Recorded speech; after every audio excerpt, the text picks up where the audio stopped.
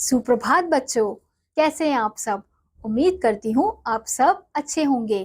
तो बच्चों, पिछली कक्षा में हमने पढ़ा था मात्राओं के बारे में। तो आज की कक्षा में हम पढ़ेंगे अध्याय नंबर 4, जिसका शीर्षक है संयुक्त व्यंजन। संयुक्त व्यंजन के बारे में हमने थोड़ी बहुत जानकारी पिछली कक्षा में प्राप्त की थी कि संयुक्त व्यंजन किसे कहते हैं।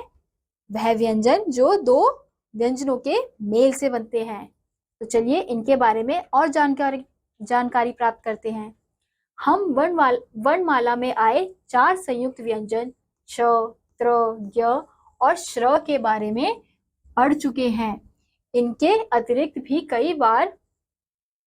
कई बार शब्द बनाते समय दो व्यंजन एक दूसरे से जोड़े जाते हैं, जैसे पत्ता, खट्टा, पत्थर। इनमें पहला व्यंजन स्वर रहित और दूसरा व्यंजन स्वर सहित होता है। व्यंजन तीन प्रकार से जुड़े होते हैं। तो बच्चों, हमने पिछले कक्षा में हमने जैसे पढ़ा था छ, त्र, य और श्र। ये क्या थे ये हमारे संयुक्त व्यंजन थे। इसके अतिरिक्त भी कुछ और ऐसे शब्द होते हैं जो दो व्यंजनों से मिलते हैं, जैसे और जो एक दूसरे से जोड़े जाते हैं। जैसे यहाँ पे शब्द दिया गया है पत्ता। अब यहाँ पे हम देख सकते हैं कि अधत और पूरता को मिलाया जा रहा है इस प्रकार से। तो ये क्या हो गए, दो व्यंजन हो गए। ऐसे ही यहाँ पे खट्टा, पत्थर, यहाँ पे भी एक व्यंजन को दूसरे व्यंजन से मिलाया जा रहा है।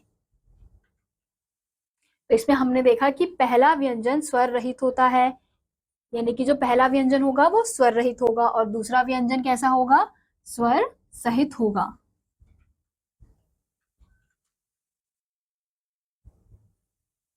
अब हम कुछ यहाँ पे व्यंजन 3 प्रकार से जुड़ते हैं। अब देखते हैं कैसे। जिनमें व्यंजनों का रूप, आकृति बदल जाती है, जैसे छ, त्र, य, श्र। अब यहाँ पे हम देखते हैं कि क और श ये अलग अलग व्यंजन है। यहाँ पे इनकी प्रकृति बदल गई, क्या बन गया, ये श। ऐसे ही दूसरा त, र, त जमा र, तो इसकी प्रकृति किसमें बदल गई, त्र में। जैसे त्रिशूल, पत्र, तो यहाँ पे इसका प्रयोग किया गया है। ऐसे ही ज जमा य, तो क्या बना, ज्ञ, तो यहाँ पे इसकी प्रकृति बदल गई। ऐसे ही श जमा र, श्र। अब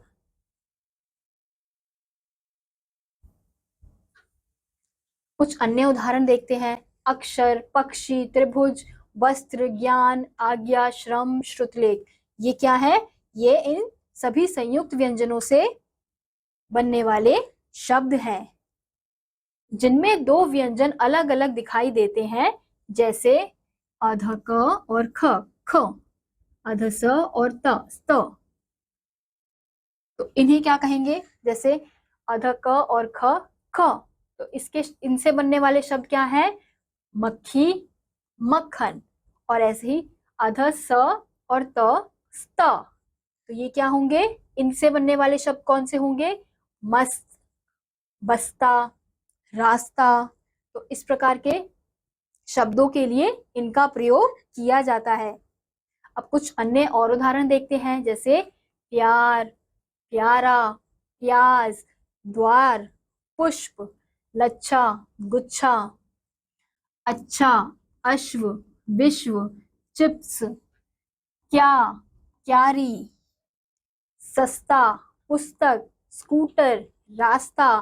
तो यहाँ पे हम देख सकते हैं कि आधा व्यंजन और पूरा व्यंजन का प्रयोग किया गया है, जैसे आधा प और य।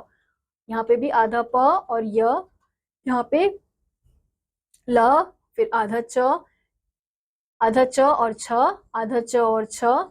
इस प्रकार से इन शब्दों के लिए इनका प्रयोग किया जाता है, जिनमें एक ही व्यंजन 2 बार आता है, जैसे क, आधा क जमा पूरा क, क, आधा ग जमा पूरा ग।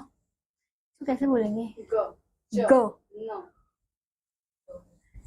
आधा ग और पूरा ग, ग, आधा च पूरा च, च, आधा न पूरा न, ये क्या है, ये ऐसे व्यंजन है जो एक